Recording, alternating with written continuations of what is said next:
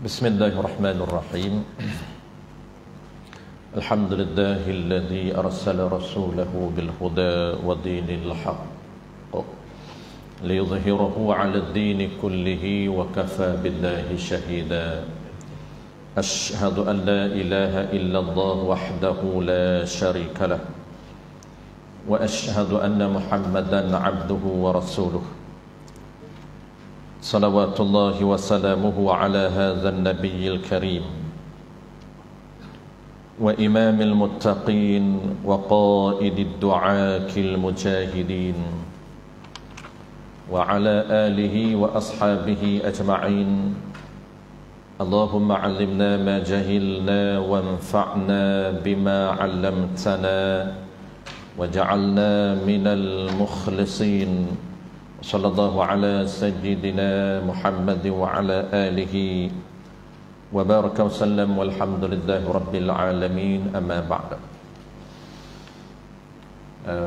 Terlebih dahulu marilah sama-sama kita menyatakan setinggi-tinggi kesyukuran kehadirat Allah Subhanahu wa taala kerana dengan limpah kurniaannya sekali lagi kita diberi kesempatan masa dan kekuatan oleh Allah Subhanahu wa taala untuk kita meneruskan pengajian kitab kita tuan-puan.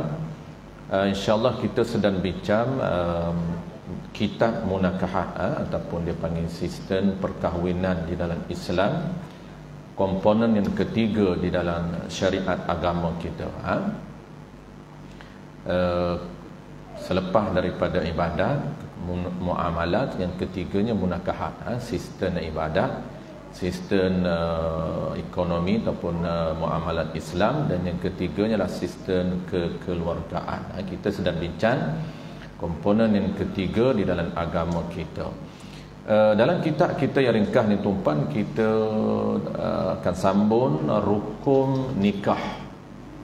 Rukun nikah ni ada 5. Yang pertamanya wali, kita detailkan wali. Yang kedua saksi, yang ketiga lelaki, yang keempat perempuan, yang kelima ijab qabul. Itu 5 rukun nikah. Kita ambil tahu sekadar ilmu. Sebab kita ramai majoriti semua pakat menikah semua dah. Dulan balik ni untuk sekadar ilmu sahaja. Dan pendetailan yang pertama ialah wali. Wali ni tuan-puan, kita dah bincang urutan wali. Ada 55 orang wali dalam mazhab kita. Dah lepas kita bincang 55 wali ataupun 54 wali. Sekarang pula kita bincang syarat sah menjadi wali. Kita ni nak tahu status ataupun orang yang sah nak jadi wali itu ada 10 syarat.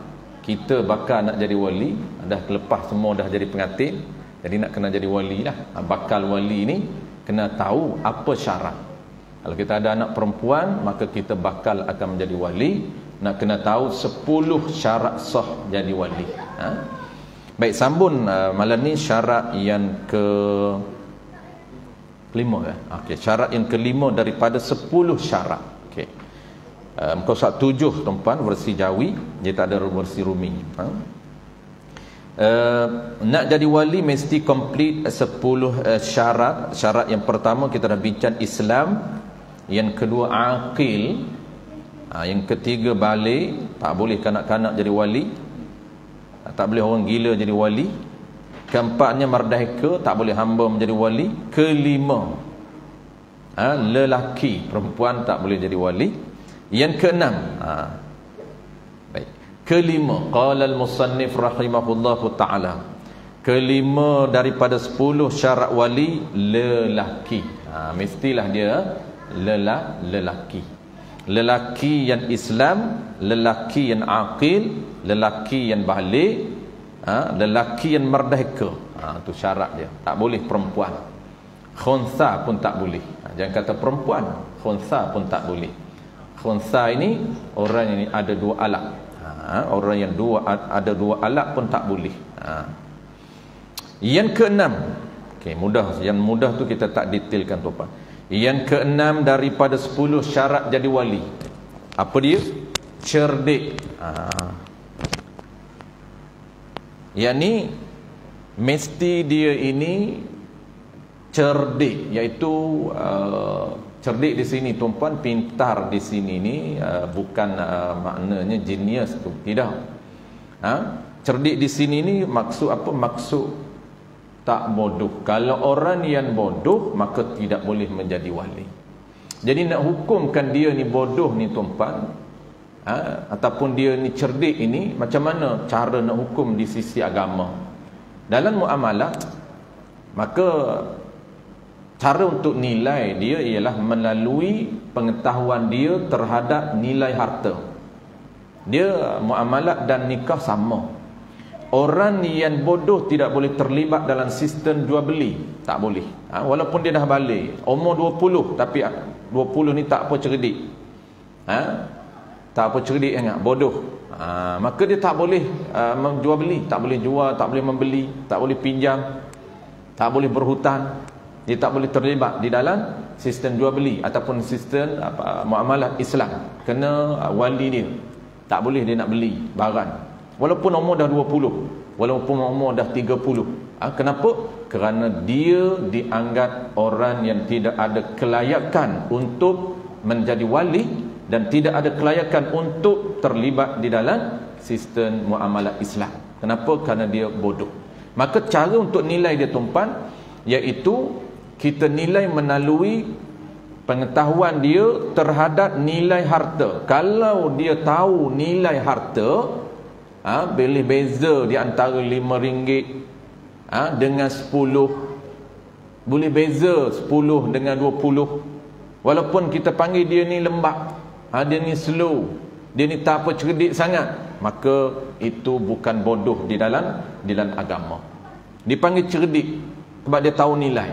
Walaupun suruh bilang sampai 100 tak boleh. Tunggang terbalik, kalau suruh bilang 10 pun tunggang terbalik. 1, 2, 3, 4, 5, 8, 9, 10. Tapi nilai dia tahu. Tahu nilai, dia anggap cerdik di dalam agama. Maknanya dia boleh terlibat dalam jual beli, dan dia juga boleh menjadi wali kepada anak dia. Walaupun kita panggil lembab dia, kita panggil tak mau cerdik lah. Adalah juga tempat panggil bodoh. Ni bukan cerdik mana ni? Mengira pun tak boleh ni. Jangan kata menulis, jangan kata suruh dia membaca. Baca tak boleh, nulis tak boleh, mengira tak berapa cekap. Tapi dia tahu nilai. Dia tahu nilai RM1, nilai 5, nilai 10, nilai 20. Sebab tu dia boleh terlibat dalam jual beli. Tapi kalaulah bodoh dia ini sampai tahap tak tahu nilai, tak boleh beza 50, 20, 10, 5, sama saja, ni dianggap bodoh di dalam agama. Tak boleh jadi wali. Dan ketujuh, qala al-musannif rahimahullahu ta'ala, dia mudah tuan-tuan, cerdik ni ukuran dia, dia tahu nilai harta. Ketujuhnya, wali ni mestilah tiada bisu. Kalau dia ada anak tu pun orang bodoh ni, mengira tak pandai nilai pun tak tahu, sama saja. Ada anak perempuan, dia nak kahwin, dia tak boleh jadi wali. Nak wakil tak boleh. Dia nak wakil ni kena faham tuan-tuan, orang yang ada power dia boleh wakil. Dia tak boleh jadi wali, dia tak sah wakil kepada tu imam. Wakil ni syarat dia mesti dia ada kelayakan. Cuma dia nak pindah kelayakan dia kepada orang lain, dia tak cekap buat. Macam majoriti kita tuan-tuan, sebenarnya pengantin, bapa pengantin ni dia yang angkat sendiri. Sebab dia ada kelayakan, dia ada wilayah, dia ada power. Islam bagi power kepada dia untuk dia angkat anak perempuan dia sendiri. Tetapi dia tak berapa cekap, tak berapa pandai. Bukan tak ada kuasa, ada power, ada wilayah tu makna wali. Ada kuasa untuk angkat, tapi dia tak cekap, dia tak pandai. Kalau angkat dia kata terabur ni, tak tahu ni nak mula apa, skrip pun tak apa ni. Tok Imam kata tak apa, baca Tok Wali. Sebab apa? Sebab Tok Imam kata Tok Wali lah yang afdal angkat. Saya ni iman saja, Tok Wali lagi afdal sebab angkat anak sendiri. Kata Tok pengantin, Tok Wali kata tak pandai Tok Imam, saya wakil Tok Imam lah, saya tak apa cekak sangat. Kan saya je berpeluh, bukan pengantin berpeluh. Sebab wali tak berapa cekak skrip. Jadi wali kata tak apalah, saya serah kepada tu imam. Kenapa boleh dia serah pada imam? Sebab dia ada power. Kalau dia yang tidak ada wilayah, tidak ada kuasa, tak dapat syarat, maka dia tak boleh pindah kepada orang lain. Itu dia panggil syarat sah wakil. Dalam muamalah kita akan belajar topik wakalah. Satu tajuk khusus berkaitan dengan syarat sah wakil. Syarat sah wakil dia panggil tajuk wakalah. Maka syarat basic dia mesti dia ada kelayakan untuk buat sendiri, baru boleh pindah kuasa kepada orang lain. Sebab itu kalaulah dia tidak ada wilayah, tidak ada kuasa, maka dia tak boleh nak wakil pada imam. Orang bodoh tak boleh wakil pada imam kerana dia tidak ada kuasa. Orang gila, ni dia level sama saja. Gila pun tak boleh jadi wali, maka dia ada anak orang gila ni. Orang gila pun boleh beranak juga. Bukanlah dia beranak, maksudnya dia kahwin. Apabila dia kahwin, dapat anak, walaupun dia gila, anak tak gila, anak nak kahwin, maka dia tak jadi wali. Kenapa? Kerana dia tak dapat syarat wali. Dia nak pindah kepada imam, tak boleh. Maksudnya dia tak boleh wakilkan kepada imam kerana diri dia tidak ada wilayah. Sama juga status dengan orang yang bodoh. Sama saja. Dia bodoh, tak dapat syarat jadi wali, tak boleh untuk dia transfer kepada imam. Tak boleh nak wakil kepada imam. Habis itu siapa yang akan berpindah, yang akan jadi wali dia? Ini kita akan belajar topik akan datang. Tajuk dia 12 orang yang akan berpindah wali kepada qadhi. Qadhi yang akan ambil alih. Cuma qadhi dia tak angkat sendiri, dia akan pas kepada imam. Sebab tu imam ada kuasa menepati power yang diberi oleh qadhi. Itu topik yang khusus. Kita akan tengok siapa orang yang terus wilayah dia, kuasa dia naik kepada qadhi. Antaranya lah orang gila sekiranya dia tidak ada wilayah lain. Maksudnya dia tidak ada urutan wali yang kita belajar 55 jenis wali. Habis semua, maka naik kepada qadhi. Tu. Baik, syarat yang seterusnya. Qala al-musannif rahimahullahu taala. Dan ketujuhnya tiada bisu. Ketujuhnya mestilah wali itu bukan bisu. Tiada bisu.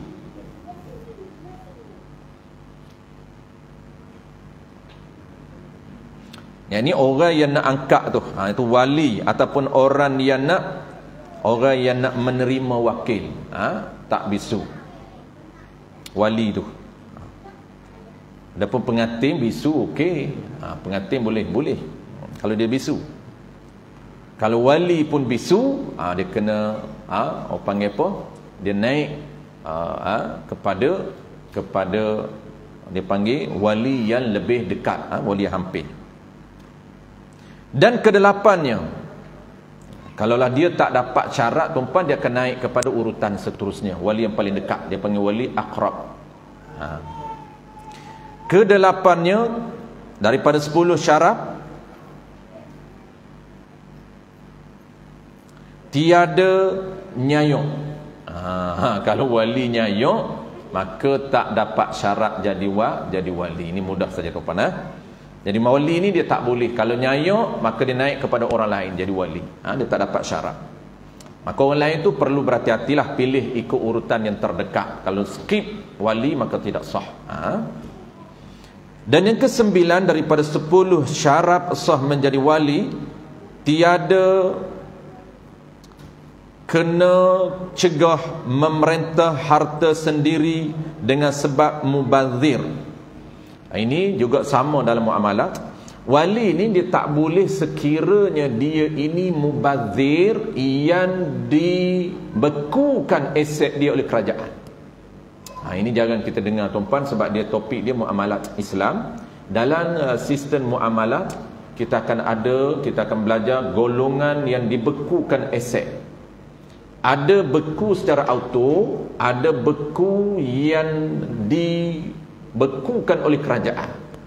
Dalam tajuk mahjurun alaih, orang yang dihajarkan harta, orang yang dicegah daripada mengurus harta sendiri.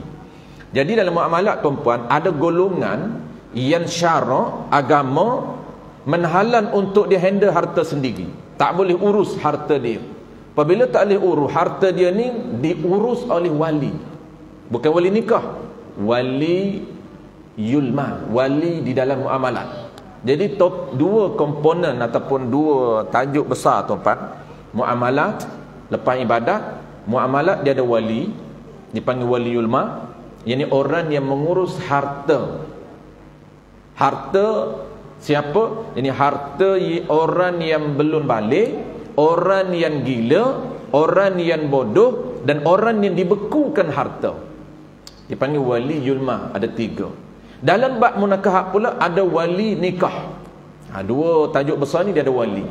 Dalam muamalat, dalam pengurusan harta benda dan ekonomi, ada wali yulma 3. Dalam munakahat ada wali nikah 54. Mazhab kita. Tu detail lah 54 tu. Ataupun 55. Baik. Jadi hajar ni tuan-puan, ataupun dia panggil mahjurun alai, orang yang dihalang mengurus harta sendiri. Mana aset dia ni, dia ada harta, dia ada aset dia tak boleh handle sendiri. Siapa yang akan handle? Wali dia. Mana golongan ini? Golongan ini yang pertamanya lah kanak-kanak. Ini dia panggil auto, tak perlu kerajaan. Ini auto, kanak-kanak dia tak boleh handle harta sendiri. Cara tak membenarkan dia. Cara menhalang dan mencegah daripada dia urus harta sendiri. Dia tak boleh jual beli sendiri, dia tak boleh pinjamkan duit dia pada orang lain, dia tak boleh hutankan kepada orang lain, dia tak boleh hadiahkan duit dia kepada orang lain. Syarat mencegah. Siapa yang urus harta dia? Harta dia diurus oleh wali. Siapa wali dia? 3. Pertama bapa ke atas, yakni bapa datuk ke atas. Yang keduanya ialah wasi. Wasi ni maknanya orang yang diwasiatkan oleh bapa. Bapa meninggal, maka sunat kita wasiatkan kepada sesiapa pun untuk mengurus harta anak kita sekiranya kita mati. Kalau anak kita masih belum balik. Jadi mati saja bapa, orang yang handle harta siapa? Wasi. Siapa yang dia wasiatkan? Isteri. Maka isteri menepati wali. Tapi kalaulah dia tak wasiat, maka yang ketiganya adalah qadhi. Dia 3 sahaja. Waliul ma ada 3 sahaja, bapa ke atas, yang keduanya wasi, yang ketiganya ialah qadhi daerah. Qadhi daerah. Setiap daerah dia ada qadhi. Maka qadhi itu bertanggungjawab untuk handle, dia ada database dia untuk handle harta anak yatim. Maka qadhi ini dia ada power, dia akan serahkan kuasa mengurus ini kepada, biasanya qadhi akan beri kepada isteri ataupun adik-beradik bapa saudara anak yatim ini. Itu ikut budi bicara qadhi. Biasanya qadhi akan panggil isteri ataupun orang yang terdekat dengan anak yatim untuk memberikan kuasa pengurusan harta. Maka harta anak yang belum balik diurus oleh qadhi, diurus oleh orang yang diberi kuasa oleh qadhi. Urusan ini dalam ekonomi dan juga dalam zakat. Zakat dikeluarkan, zakat anak yatim ini oleh waliul ma. Hari ni tuan-puan dah habis, dah pupuh dah sistem waliul ma. Maka yang keluar zakat anak yatim siapa? Kadang-kadang isteri ibu dia. Sedangkan ibu ini tidak diwasi oleh suami dia. Bekas suami dia tak tinggal wasiat pun. Apabila tak tinggal wasiat, tuan-puan, dia akan naik terus kepada qadhi. Maka isteri ni perlu refer qadhi dulu kalau qadhi tak panggil. Kadang-kadang ada anak yatim tuan-puan 2-3 tahun qadhi tak panggil lagi. Dah besar dah anak tu, qadhi terlepas pandang, tak panggil pun. Dan ada yang tak ada database pun. Ini bidang tugas qadhi lah. Patut dia kena update selalu. Daerah dia ini kena sentiasa update berapa ramai anak yatim, berapa ramai yang dah balik, berapa ramai yang baru yatim. Dia kena, itu antara tugas qadhi dalam sistem muamalat Islam. Baik. Yang pertamanya ialah anak belum balik, yang keduanya ialah orang gila. Ini aset, harta mereka ni diurus oleh wali. Pertama anak yatim, anak yang kematian bapa, anak yatim, ataupun mudah ceritanya kanak-kanak tuan-puan. Anak-anak kita masih ada. Jadi anak-anak belum balik, yang keduanya ialah orang gila, yang ketiganya ialah orang bodoh. Yang ketiga orang bodoh. Tiga ni. Cuma mubazir ini di mana? Mubazir ini dia berada dalam kategori orang bodoh di dalam agama. Orang bodoh dalam agama ini dia ada perincian, pendetailan. Yang pertamanya bodoh memang bodoh ria, bodoh betul. Yang ni keupayaan minda dia tak tahu nilai.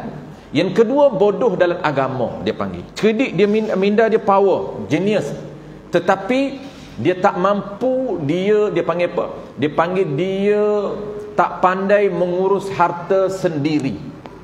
Kenapa tak pandai mengurus harta sendiri? Iaitu orang yang membelanjakan hartanya kepada perkara yang haram, dia anggap bodoh dengan agama. Maka orang yang membelanjakan harta kepada perkara yang haram, walaupun sikit dia belanja, dia beli arak sikit saja, sebotol saja arak, maka dia anggap dia itu orang yang tidak cerdik dalam agama. Apa nama dia? Ada nama khusus dia, iaitu mubazir. Itu nama spesifik, terma dia. Mubazir di dalam fiqh, tuan-puan, bukan mubazir secara yang kita faham secara lurah tu. Mubazir di dalam fiqh ini orang yang membelanjakan hartanya kepada perkara yang haram walaupun sedikit. Contoh, dia guna duit dia ini untuk berjudi walaupun sedikit. Dia guna duit dia untuk beli arak walaupun sedikit. Maka dia ini dianggap orang yang mubazir. Orang yang menghabiskan harta kepada perkara haram. Bukan orang bermewah-mewah dengan harta. Itu bukan mubazir dalam fiqh. Itu mubazir dalam ilmu tasawuf. Baju dia ada satu almari, mubazir dalam tasawuf. Kasut dia ada 20 pasang, mubazir di dalam fiqh. Dia tak guna pun kasut dia dalam tasawuf. Dalam fiqh tak mubazir. Dia beli walaupun 20 kasut, pakai jarang-jarang, tak mubazir dalam fiqh.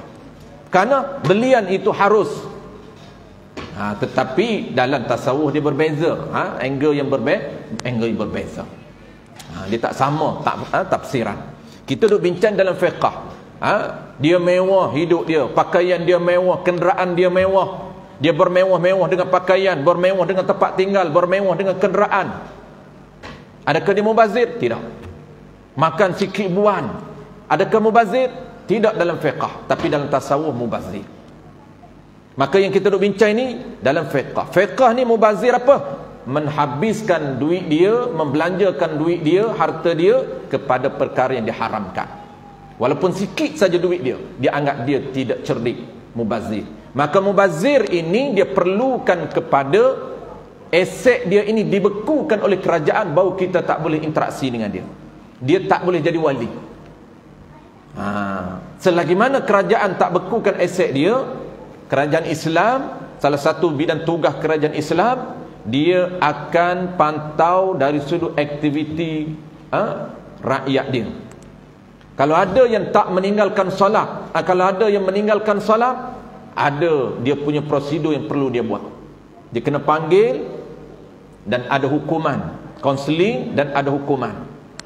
Hukuman dari sudut ibadat, ada hukuman dari sudut jenayat, ada hukuman dari sudut muamalat. Muamalatnya, apabila dia meninggalkan sembahyang, dia dianggap orang yang tidak cerdik. Maka apa hukuman dia? Asetnya dibekukan oleh kerajaan.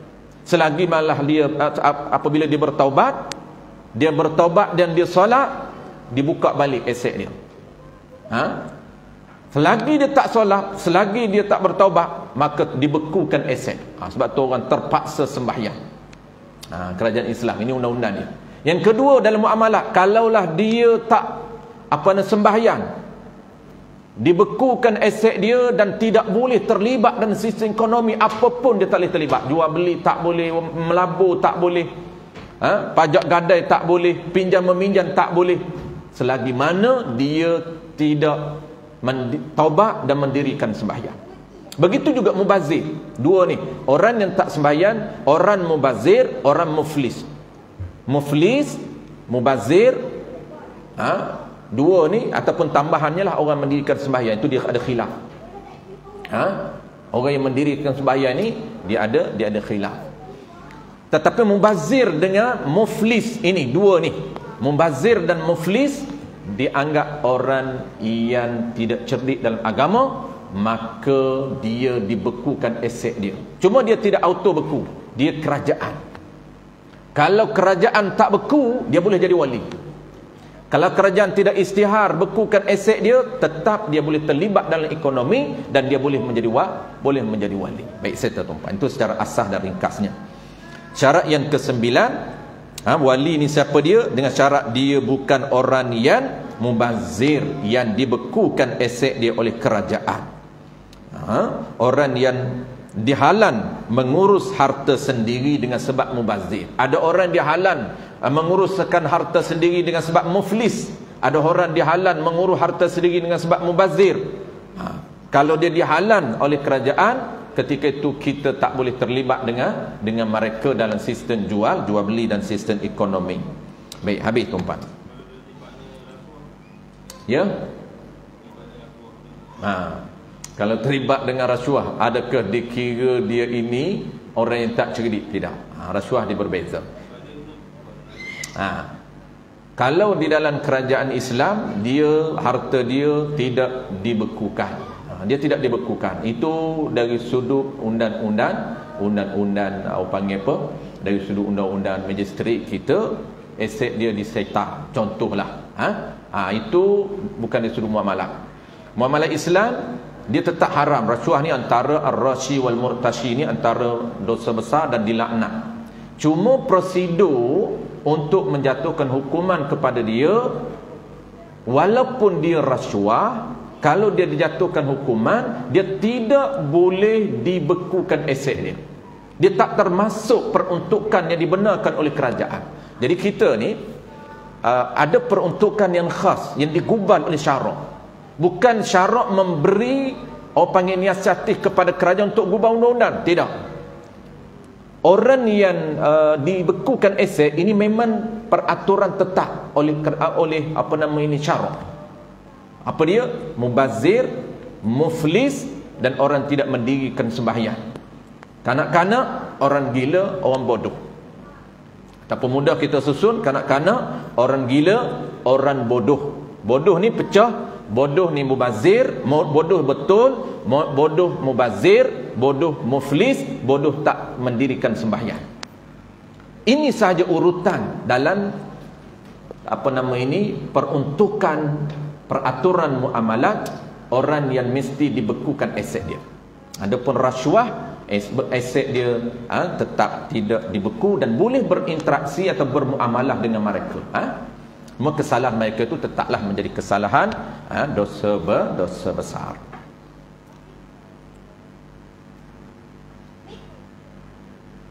Yang ke-10 terakhir. Jadi kesimpulan syarat wali ni tuan-tuan, nak jadi wali yang ke-9 ini, boleh jadi wali kita sebagai bapa sekiranya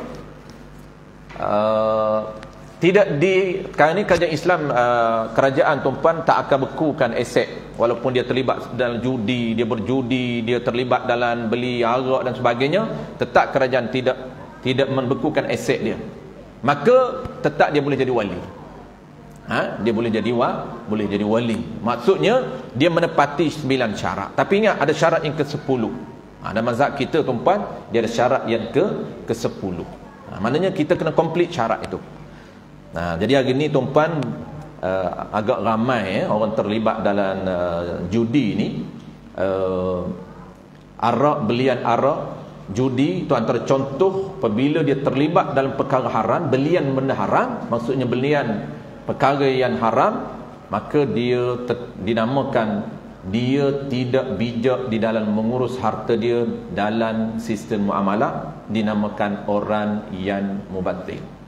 Mubazir pada agama, bukan mubazir pada tafsiran kita. Jadi hukum dia, kalaulah kerajaan Islam menhajarkan dia, membekukan aset dia, dia tak boleh jadi wali. Dia berpindah wali dia kepada wali yang aqrab, wali yang lain. Tapi hari ini tuan-tuan tetap boleh jadi wali. Tu. Baik, yang ke-10. Qala al-musannif rahimahullahu taala. Yang ke-10. Tiada pasik yang pelik. Ini qada tuan-tuan Ini ke-10 ni, dia biasa kalau kita refer kitab-kitab munakahat mazhab al-Imam Syafi'i yang basic, dia ada 9 saja. 10 ini musannif ataupun pengarang kitab kita ni dia bawa, walaupun kitab kita ni nipis, tapi musannif ini dia bawa beberapa fakta yang agak sederhana level dia, walaupun tak tinggi sangat, yang agak sederhana. Dalam kitab lain dia hanya 9 saja. Sebab ke-10 ni tambahan ni tiada fasih yang pelik. Dalam mazhab kita tuan-puan, walaupun fasih tak pelik, fasih yang biasa, pelik ni mana luar biasa, asalkan fasih saja tak boleh jadi wali. Ni kita dah jelas 2-3 kali dalam kuliah kita sebelum ni. Kalau tuan-puan perasan kenapa setengah iman dia suruh pengantin ni, bapa pengantin ni dia suruh taubat.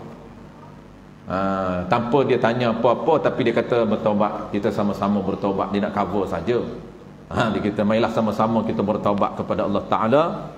Astaghfirullahalazim, itu bukan taubat, itu lafaz astaghfirullah, tapi itu imam ni lah. Dia pun sebutlah nak suruh kita taubat, lalu dia pun sebut lafaz istighfar.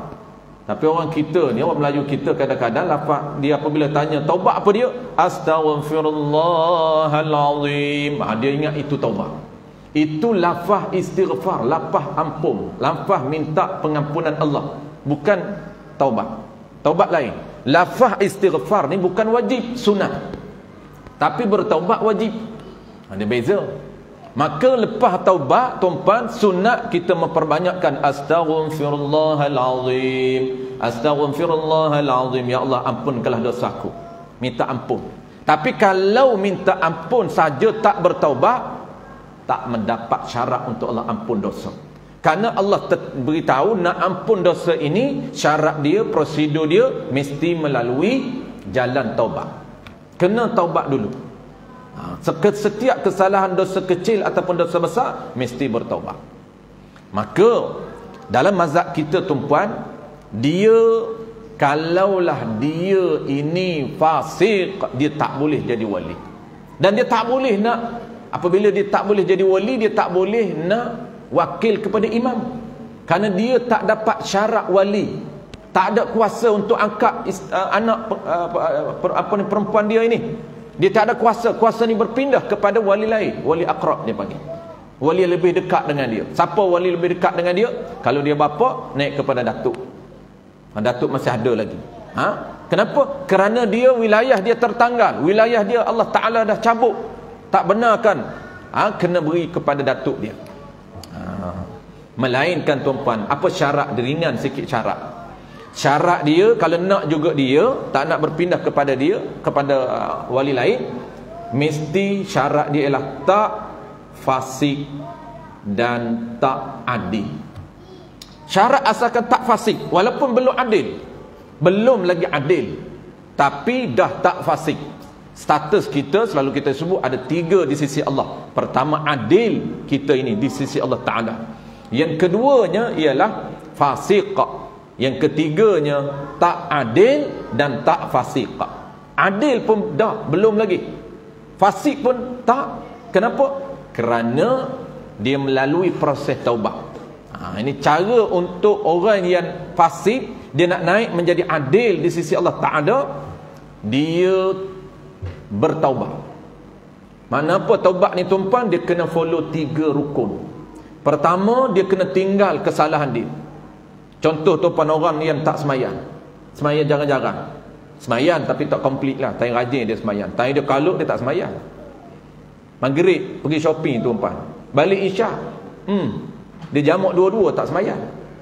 Maghrib tak semayang dah, isyak balik rumah letih, tidur terus, tak semayang dah. Besok subuh semayang dah.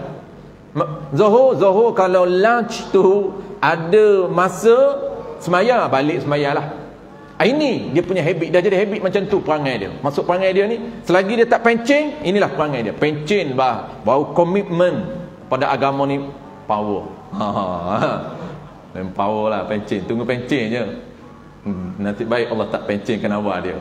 Tidak, bertemulah. Sekali tinggal solat tuan-tuan, dia tak tahu. Sekali tinggal solat, azab yang sangat dahsyat. Ini disebut dalam kitab Wisyahul Afrah dalam muqaddimah dia. Banyak hadis, hampir 30 ke 40 hadis Disusun oleh pengarang ancaman orang tinggal solat. Sekali dia meninggalkan solat, nama dia, kata Nabi, telah dicatat, ada dalam list di hadapan neraka Allah Ta'ala. Dah berada dalam senarai neraka. Baru duduk senarai, tak confirm lagi, dia bertaubat, padam balik senarai itu. Maka orang yang meninggalkan solat dengan sengaja dia tinggal solat walaupun dia buat alasan. Ramai orang dia buat alasan. Tuan-puan, kat saya dia terusak. Saya muda-muda dulu semayan, banyak saya tinggal ialah asar, maghrib. Saya kata kenapa? Saya balik daripada office, tak semayang asar di office. Lepas tu jam sampai di rumah dekat isyak. Maknanya 2 waktu habis tengah jalan. Nak semayang tak boleh, Ustaz. Ini alasan dia. Nak semayang macam mana? Saya duduk tengah jam teruk ni. Kalau betul lah jam tak boleh nak berhenti, memang jam melekat, tak boleh berhenti. Takkan nak tinggal kereta kita saja tepi duduk tengah jalan, nak pergi cari surau dekat, kereta parking dah melekat, dia kata tak boleh. Kalau betul lah tak boleh singgah mana-mana tuan-puan kerana jam teruk sangat, bukan dengan motor. Dengan motor tak ada alasan dah, dengan kereta. Kalau betul, maka dia kena wajib dia solat ihtiramul waqt di dalam kenderaan. Maka apabila dia sembahyang dalam keadaan tak ada kiblat, dalam keadaan yang tidak ada wuduk, dalam keadaan rokoknya sekadar yang mampu, sujud sekadar yang mampu, sampai di rumah dia qada. Itu dipanggil qada yang tak haram. Ada qada yang haram. Kalau tinggal dengan sengaja, wajib qada tapi haram. Maksud apa? Qada tetap wajib, tinggal itu adalah haram. Yang qada tak wajib ini, dia dah solat atas kenderaan, atas flight, atas kereta, maka sampai di rumah dia qada. Maka itu qada yang dia tinggal waktu tu, dia panggil qada yang tidak haram. Maka qada yang tak haram ni ada 2 hukum. Adakah wajib dia qada segera ataupun sunat dia qada segera? Jawab dia tuan-puan, tak wajib qada segera, tapi sunat qada segera. Kalau dia qada segera dapat 2 pahala. Balik-balik segera qada. Pahala pertama tetap dia dapat pahala wajib kerana sembahyang itu wajib dia qada. Yang kedua dapat pahala tambahan iaitu sunat. Kenapa? Kerana dia menyegerakan qada. Dia tak tangguh besok baru qada, terus. Dia tak tangguh lepas pencen baru qada. Ada orang terus catat buat buku 55. Buku 55 tinggal sembahyang. Lepas pencen baru nak qada. Oh, ada juga perancangan dia. Cantik planner dia. Semua nak buat lepas pencen. Jangan tuan-puan, kena ubah dia punya plan tu. Ada orang semua dia nak buat lepas pencen. Nak qada sembahyang pun lepas pencen, nak mengaji pun lepas pencen, nak ulang masjid pun lepas pencen, semua lepas pencen. Confident sungguh dia dengan umur dia. Tu Nabi kata manusia ini nafsu dia lebih daripada umur dia. Satu hari Nabi dia garisan buat bulat. Dia kata nafsu manusia ini, orang panggil impian manusia ini lebih daripada umur dia.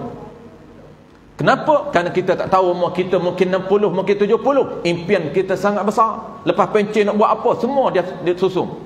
Lepas pencen nak beli tu, nak beli ni, nak buat kebun. Ada kawan saya lepas pencen nak beli apa? Helak. Beli sekarang lah ji. Tak boleh lagi Ustaz. Lepas pencen baru saya nak beli. Nak beli Ford Ranger. Dia tengah fikir, Ustaz saya nak beli Ford Ranger ke nak beli helak? Tanya saya. Saya kata nak beli bila ji? Saya nak beli lepas pencen. Bila nak pencen? 5 tahun lagi. Oh, lambat lagi, tak payah bincang lagi. Tak payah bincang. Kenapa 5 tahun lagi mungkin keluar lagi? Bukan Ford Ranger, bukan helak, bukan Triton, tapi mungkin ada yang hebat lagi pada 3 ni. Kita bincang 5 tahun lagi. Sebab kita pun belum pasti lagi hidup tak hidup 5 tahun. Kata impian kita melebihi umur kita. Kita tak tahu umur kita mungkin 50, tapi impian tu sampai ke 70. Ni kita dah mimpi dah sekarang ni. Umur 70 aku nak buat apa? Umur 80 aku nak buat apa? Umur 70 Ustaz saya nak main dengan cucu je. Sedap dia. Walau umur 70 dah kubur dah dia. Di sisi Allah Ta'ala dalam kubur dah. Tapi tak salah merancang. Itu dari sudut adatnya kita kena merancang. Jangan kata tak boleh merancang pula. Kita dituntut untuk merancang yang terbaik. Tetapi jangan besar sangat impian kita dengan meninggalkan aktiviti kita. Kita rancang, tapi buat sekarang. Jangan buat akan datang. Baik, habis tuan-puan. apabila kita bertaubat, pertama rukun taubat tinggalkan perkara yang kita tinggal buat. Yang keduanya ialah kita menyesal sungguh-sungguh perbuatan yang kita buat. Dan yang ketiganya, kita azam sekuat-kuatnya, sungguh-sungguh aku tak akan mengulang lagi kesalahan ni. Tiga ni tuan-puan komplit dinamakan taubat. Apabila dia taubat senyap, tak ada siapa tahu tuan-puan taubat ni, dia tak nampak kita taubat ni. Duk dia diam boleh taubat. Kenapa? Kerana kita azam aku tak akan ulang kesalahan. Yang keduanya, kita tak buat, memang kita dah tak buat dah benda kita tinggal itu, dan kita menyesal sungguh-sungguh atas kesalahan dulunya kita cuai melakukan kesalahan di sisi Allah Ta'ala. Maka bertaubat. Bila taubat tanya tuan-tuan, naik maqam kita, standard kita tak adil dan tak fasik. Adil belum lagi, dan fasik tak fasik dah. Tapi kalau orang meninggalkan solat, fasik dia, tak boleh jadi wali. Kenapa tuan-puan fasik? Dia bukan tinggal solat saja. Fasik ni orang yang melakukan dosa besar. Melakukan dosa besar, ataupun mengekalkan dosa besar dan melakukan dosa kecil. Dosa kecil biasa je dia. Dosa besar ni dia duk buat ni.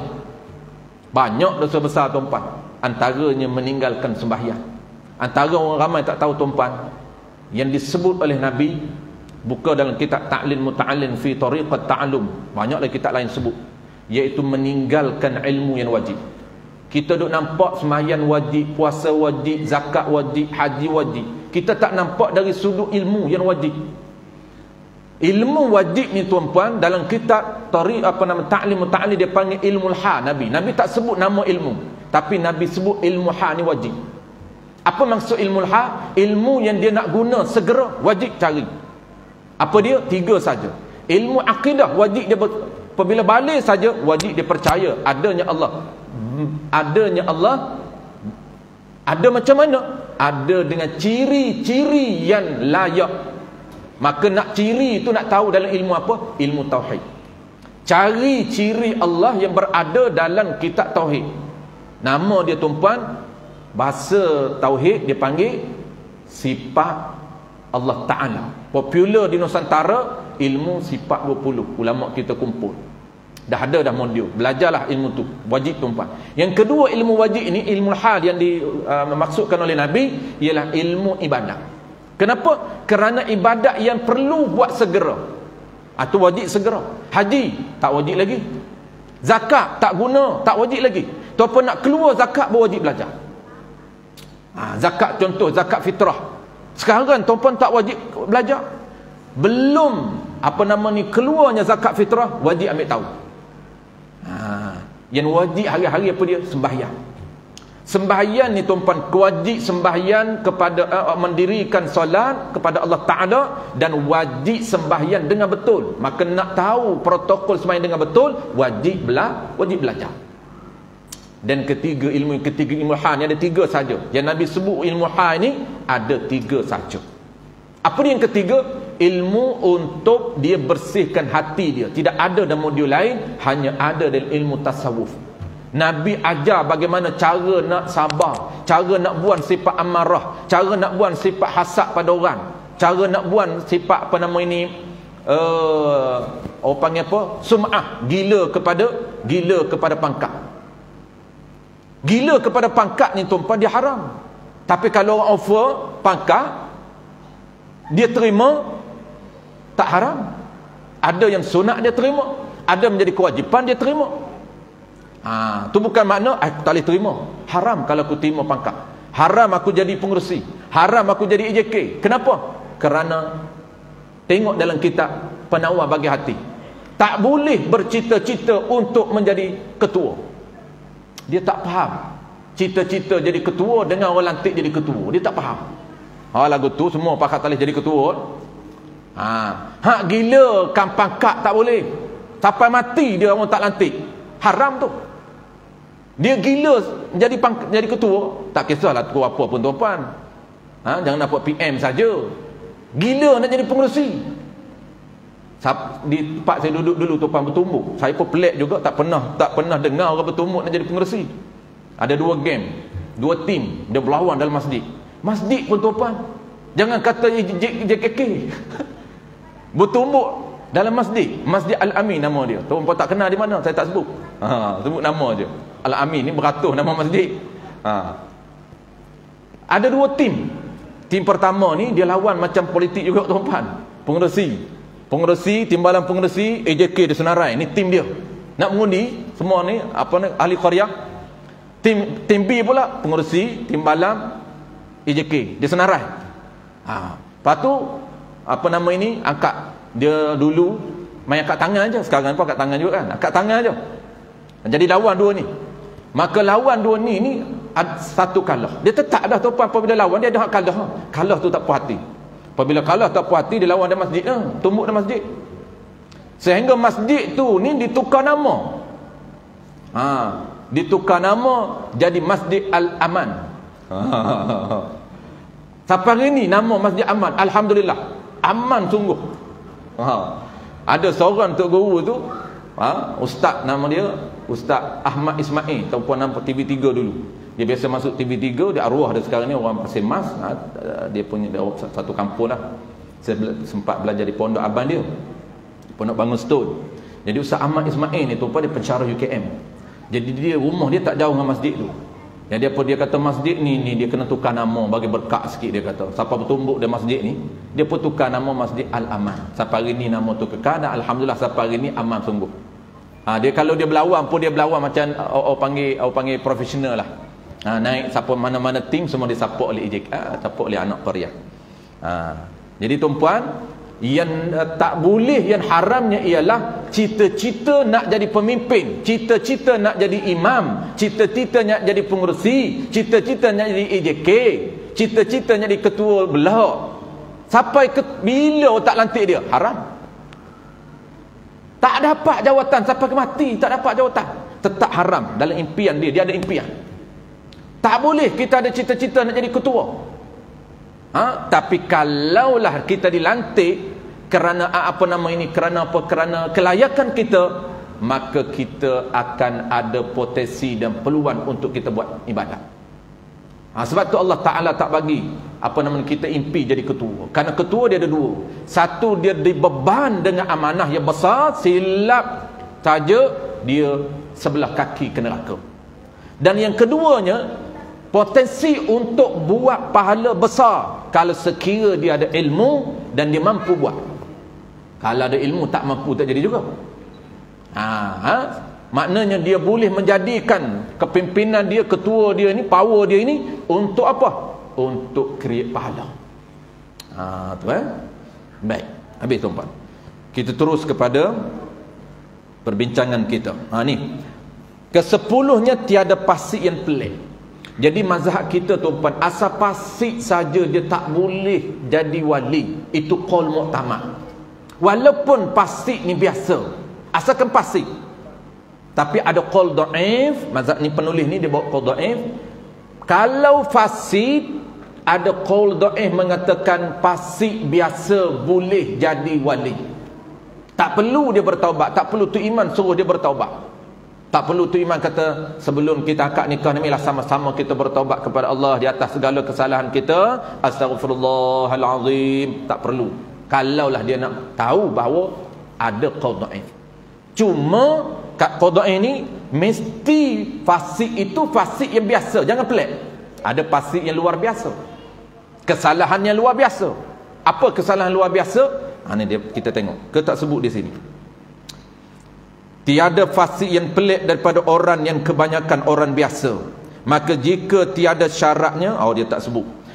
Fasik yang pelik ni tuan-puan ialah disebut dalam kitab lain, iaitu dosa dia ini, dia habit ataupun dia minat jadi orang panggil habit lah. Bukan biasa-biasa, bukan jarang-jarang makan khizir. Sebut bahasa Arab gitu, babi rodoh sangat. Dia makan babi. Dia memang suka.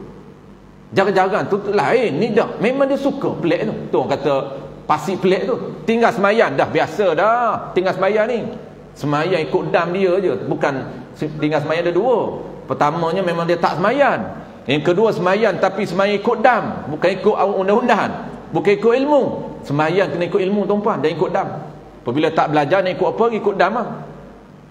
Orang sujud dia sujud. Tak ada untuk iman sujud dia terlapuk awal lagi.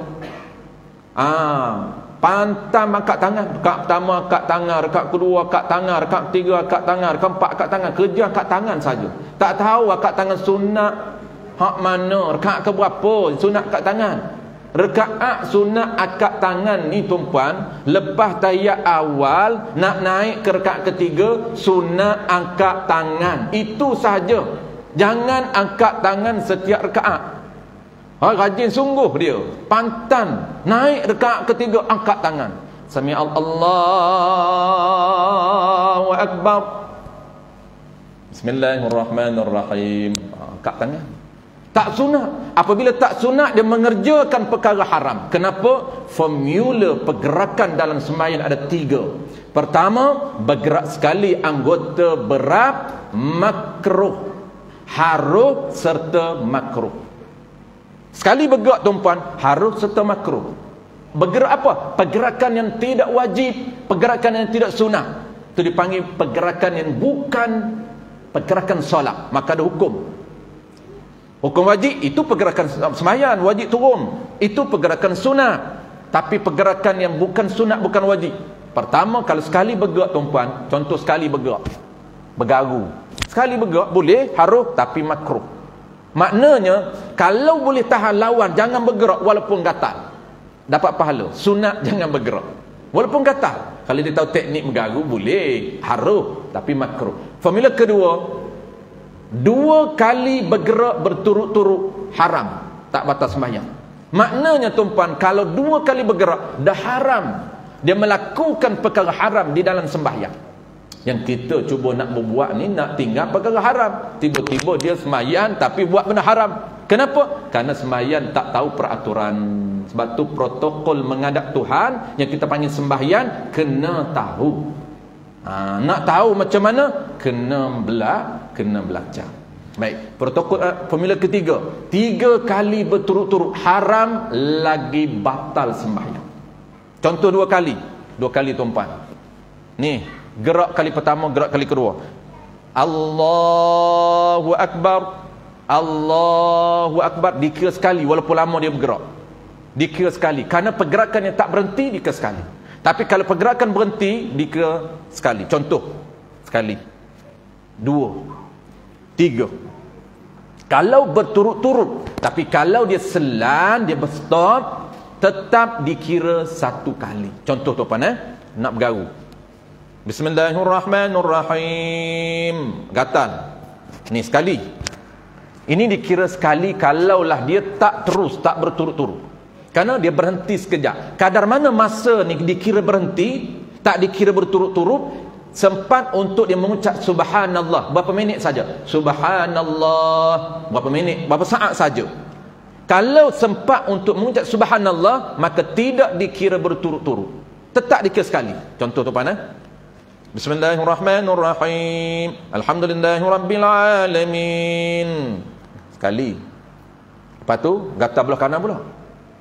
2. Tidak dikira 2. Kenapa? Dia berhenti ni sempat untuk dia ucap subhanallah. Lama sekejap. Maksudnya sempatlah 2-3 saat. Baru dia bergerak ke kanan. Maka tetap dinamakan 1 kali walaupun pergerakan tu 2.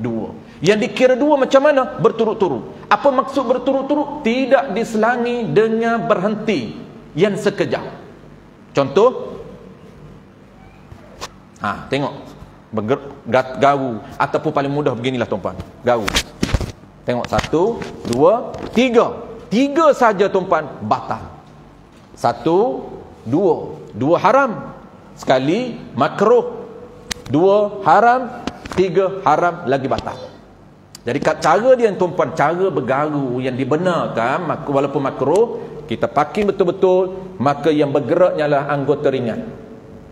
Ni anggota ringan ni dia boleh bergerak sampai sepuas-puas hati. Bergerak sampai keluar solat pun boleh. Layam nafsu dia, cakap kat diri kita, aku garu sampai puas. Memang tak puas lah tuan-puan, nafsu apa nama ni, syaitan tu kacau kita. Ni garu. Ini cara yang betul. Tak batal solat tapi makruh. Sunat jangan bergaru. Lawan dia. Lawan sekejap je syaitan ni. Apabila kita tak lawan tu, pada duduk kecek-kecek, kita tak layan, dia pun tak kacau dah. Dia kata tak loop ni. Tak makan dia kata ni. Kecek tak makan. Kita suruh garu, kita cakap gatal, dia tak layan. Kita suruh garu, dia tak layan.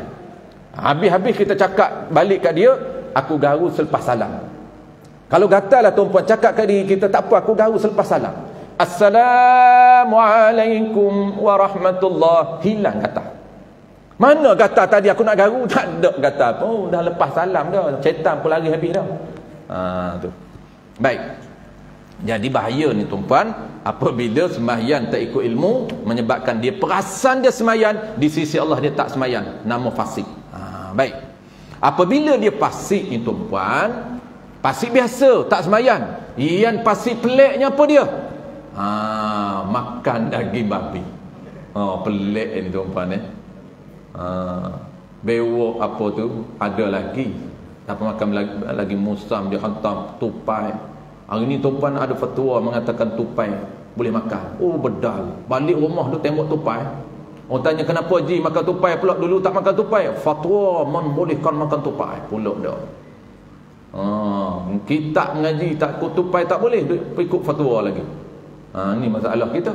Ngaji dalam kitab mazhab kita lah. Fatwa tu dia ambil qaulain. Makan tupai tuan-puan hari ni. Mazhab mana ni? Mazhab Syafi'i makan tupai boleh, fatwa. Hanafi boleh makan tupai tuan-puan, Hanafi boleh, Maliki boleh. Jangan kata tupai, kera boleh Hanafi. Balik tuan-puan, kalau berminat ramai lah, lama duk kena kera, dia kata duk atas belakang rumah. Rasa macam mana daging kera ni? Tembok kera, tapi kena taklid mazhab Hanafi. Kena taklid dulu, jangan tembok dulu baru taklid. Merapu tu. Mapu dah. Orang tanya, Ji, nak buat apa tembok ni? Nak makan lah. Lepas tu makan ikut mazhab mana? Mazhab Hanafi. Taklid tak? Tak taklidnya. Tak taklid macam mana pula? Nak ikut mazhab Hanafi ada cara dia, ada syarat dia, ada 6 syarat. Syarat yang pertamanya apa dia? Syarat yang pertama, kena taklid sebelum buat.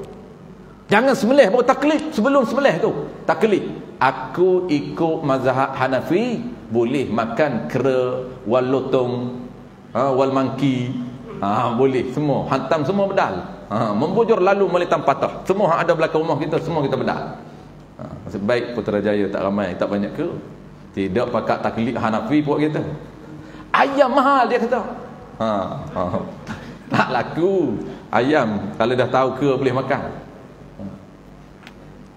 Kena taklid, dan juga yang kedua kena sembelih cara Hanafi. Tak sama sembelih cara Syafi'i. Nabi sama, memanglah Nabi seorang saja, tapi sembelih tu banyak cara. Dua-dua ni Nabi buat semua. Dia kata kenapa beza pula ustaz? Syafi'i lain, Hanafi lain, Nabi sama. Ini cara yang Nabi ajar dalam pelbagai bentuk untuk memudahkan umat. Tu dia panggil khilaf ni, dia panggil rahmat bagi umat. Tapi kena ikut prosedur dia. Ada sembelih dia, syarat sah sembelih di sisi Syafi'i kena sekurang-kurang 2 orang saja sah. Tetapi Hanafi dia kena 4 orang.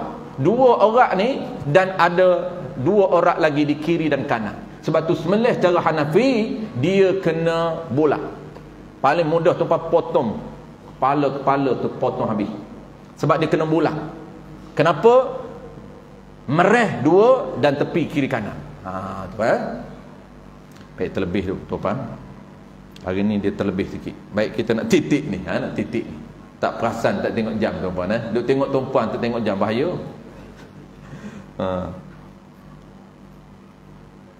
Baik, habis kita nak titik di bawah tu, mencari noktah tu. Baik, ke-10 habis. Contoh 2 tuan, makan babi dan juga tak bersunat. Tak bersunat tu pasik tu tak bersunat. Siapa ketua takut dulu sunat terhadap botol pisang tuan, zaman dulu saya tak sempat. Zaman Abayuk sempat. Zaman abang saya ni anak ketiga selamat daripada botol pisang. Abang saya memang tak pakai view tuan, dia potong tu tok mudi. Tu orang dulu takut tak bersunat. Umur 20 baru bersunat nak kahwin. 2 bulan lagi nak kahwin baru bersunat. Tu lari rata kapung tu. Bersunat. Nak kena bersunat ni, mu nak kahwin. Tak boleh, tak nak, oh sakit. Tu lari. Lah kahwin tak bersunat. Siapa tua? Maka ingat, nak kahwin kan nak kena bersunat. Dia panggil fasik yang pelik, tak bersunat dengan makan khizi. Baik, habis tuan-puan 10. Maka jika tiada syaratnya 10 syarat ini pada wali akrab, maka tak kala itu berpindah wali itu kepada wali ab'ad. Pindah kepada wali lain. Dan jika wali ab'ad pun tiada juga syarat ini, tiada juga. Dan jika wali ab'ad pun tiada juga syarat-syarat ini, yani syarat 10 syarat tu, atau tiada wali sekali-kali, maka berpindah walinya kepada qadhi. Tanbihun wallahu a'lam. InsyaAllah tuan-puan, bulan depan kita akan masuk subtopik baru, iaitu tiada sah orang yang di dalam ihram menjadi wali. Dia nak cerita ada beberapa wali yang tidak boleh, ada beberapa golongan yang tidak boleh menjadi wali. Wallahu a'lam. Bismillahirrahmanirrahim. Alhamdulillahirabbil alamin. Wassalatu wassalamu ala asyrafil anbiya'i wal mursalin wa ala alihi wa ashabihi ajma'in. Allahumma faqihna fid din wa 'allimna ta'wil waj'alna minal ulama'il 'amilin waj'alna minal mukhlisin. Wa sallallahu ala sayyidina Muhammadin wa ala alihi wa baraka wa sallam. Alhamdulillahi rabbil alamin.